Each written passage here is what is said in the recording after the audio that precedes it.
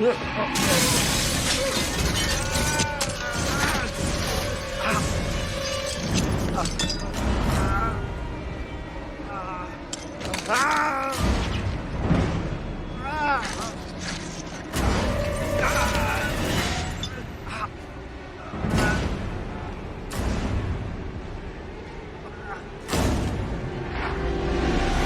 down.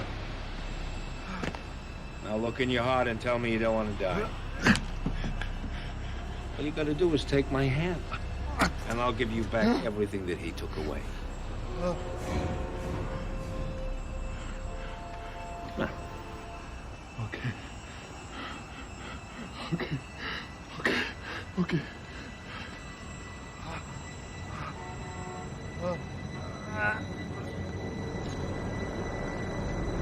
Fuck you!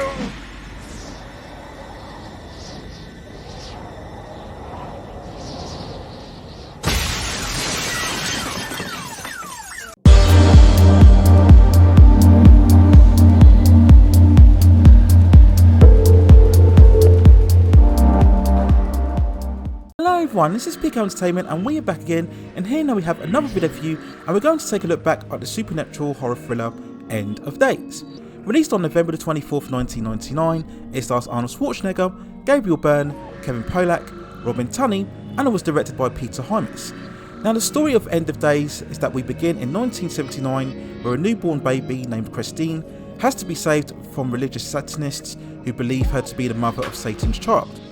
We then fast forward to 1999 as the city braces for the new millennium, and Satan possesses an investment banker in a hotel and goes on a hunt for the grown-up adult Chritsine. We then follow NYPD detective Jericho Cane, who's an alcoholic and in post-depression after his wife and child were killed in the house by a gang. Alongside his partner Bobby Chicago, they investigate a murder which leads them to believe that Christy is now an intended target. The rest of the story sees Jericho striving to protect Chritsine against the ongoing threat of Satan, doing whatever it takes to keep her alive. Now when looking back at End of Days, it's one of those movies where the idea and concept is interesting, but sadly the material isn't executed to its full potential. It was in many ways a novel choice from Schwarzenegger to do something different. For so long his iconic cinematic status was built on explosive traditional action movies, science fiction epics and comedies, and I can remember being very cautious at the time of this release of how he would fare in a supernatural horror genre.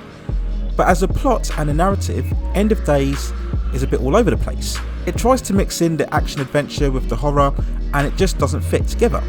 There are certain moments of dark intensity, very much echoing the likes of Seven, but the pacing really drags at times, and it ends up being a bit of a slog to get through. On the plus side, Gabriel Byrne carries a certain presence. He has some decent scenes, in particular the flashback showing the death of Jericho's family, and although you question the motivations and the power levels of the character, for example, why doesn't he just kill Jericho instantly after multiple opportunities, so that's a bit of plot armour to be fair, and you do question at times why exactly does he want Chritsine, why doesn't he just get anybody that he wants to, but it can't be denied that the film definitely would have been worse off without Gabriel Byrne in this role.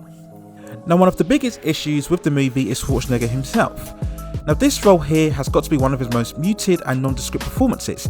Again, as mentioned before, he was attempting something different in terms of material, trying to veer away from the muscle-bound superhero that has defined his legacy. He was trying to fit in with what the audience trend was back in these days of playing a far more flawed, vulnerable character.